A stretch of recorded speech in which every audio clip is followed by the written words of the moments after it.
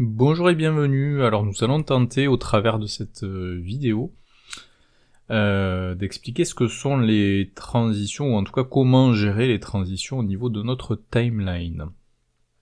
Alors, j'ai ici deux extraits, vous voyez, sur la piste vidéo 1, hein, deux extraits qui se suivent, ce qui fait que si je lance la lecture, vous voyez qu'il y a un passage, en fait, oups, un passage brutal d'une séquence à l'autre, hein. Hop, sans transition, hein, littéralement. Ben, il faut savoir que ce passage-là, plutôt que d'être aussi brutal, hein, d'une frame à l'autre, ben, vous pouvez l'atténuer via l'utilisation de transition. Alors comment ça marche? Vous allez voir que c'est assez simple. Il faut juste se rendre sur, ici, l'onglet Effets, le bouton Effets.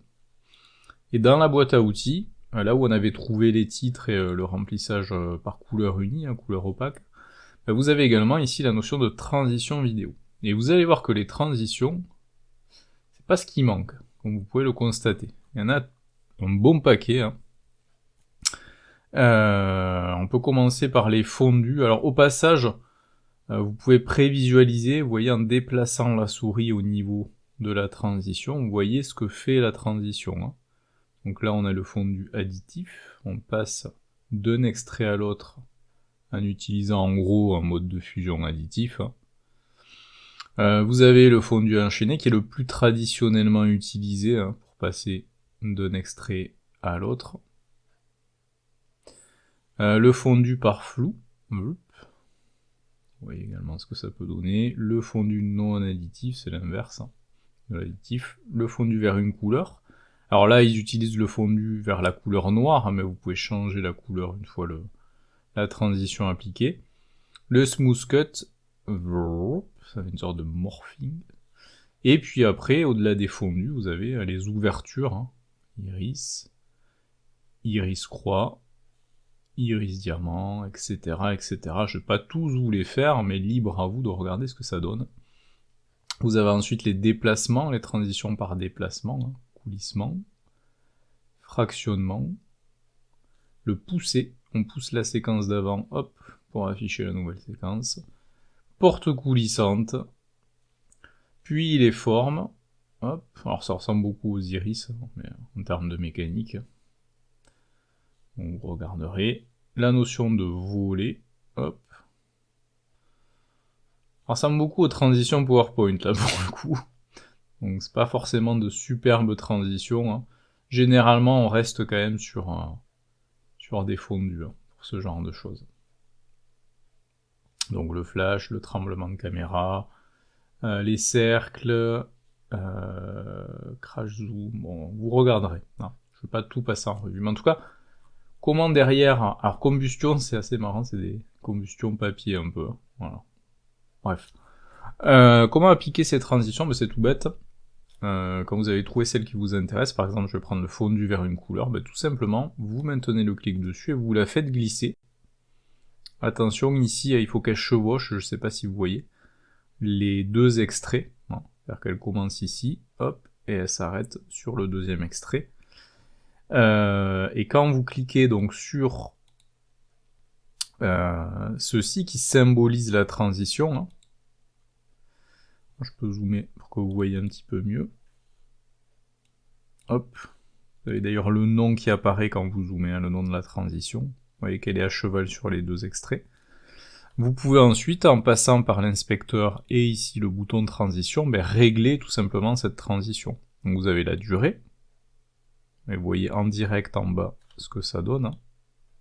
Alors d'ailleurs cette durée vous pouvez aussi la gérer manuellement, hein. Si avec votre souris vous allez en bout de transition, vous pouvez régler également la durée de transition en fait, hein. Et surtout, alors je vais pas gérer forcément le reste, mais c'est surtout pour vous montrer pour la couleur, hein. Je pourrais prendre une autre couleur que le noir, je vais prendre cette espèce de vert assez flashy, et regardez, quand je déplace mon curseur, hop, je vais juste faire lecture, ce sera plus lisible.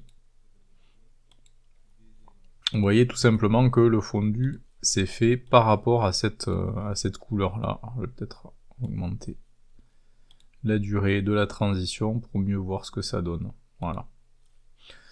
À supposer que vous ne souhaitiez plus cette transition, il faut cliquer dessus, hein, pour qu'elle se mette en rouge, qu'elle s'encadre en rouge, et là vous la supprimez avec la touche Sup du clavier, ça vous retire la transition. Et à ce moment-là, vous pouvez en tester une autre. Allez, je prends le classique fondu enchaîné, qui fait une sorte de réduction d'opacité d'une séquence pour afficher l'autre. Alors ça bug un petit peu en lecture. Hein. Voilà. Ça arrive souvent qu'à la première lecture, le temps qu'il calcule, ça le fait pas très correctement. Il faut pas hésiter à revenir et à relire encore la transition. Donc vous voyez que c'est relativement simple de gérer une transition entre deux extraits. Et ce qui est valable pour une transition entre deux extraits est valable aussi pour une transition entre des textes. À supposer que je passe de ce texte à ce texte, alors je vais peut-être même hop, je vais faire ça du coup. Voilà, je vais passer de ça aux astérisques, hop, là, je peux tout à fait aussi faire un fondu enchaîné ou autre type de fondu que je vais venir caler ici, hop. Alors pareil, première lecture ça bug, je suis désolé, il faut revenir en arrière et relire encore. C'est pas très fluide, alors j'ai peut-être pas assez de RAM aussi. C'est pas très fluide. Bref. Mais ça marche quand même. Vous avez une transition qui se fait au niveau du texte également. Donc tout extrait qui peuvent venir se glisser sur les pistes vidéo peut se voir appliquer du coup cette notion de transition vidéo. Et vous pouvez aussi en mettre à la fin d'une séquence. Si par exemple là j'arrive à la fin de ma vidéo, je veux qu'il y ait un fondu vers le noir, à ce moment-là je prends un fondu vers une couleur et je le fais glisser, mais ici, à la fin ici de ma vidéo, de ma timeline. Et à ce moment-là, je vais lire, hop, un fondu au noir, et c'est la fin de la vidéo. Pour terminer proprement la vidéo. Alors sachant que vous pouvez également faire des transitions non pas vidéo mais audio, alors il n'y en a que 3 disponibles, puisqu'il s'agit de réduire l'audio d'un extrait pour augmenter l'audio de l'extrait suivant. Alors ce qu'on va faire, je vais aller chercher dans ma bibliothèque. Alors j'ai que cet audio là, mais bon.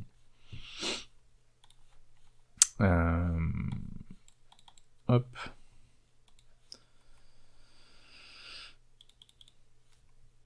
Alors je vais le caler ici. Hop.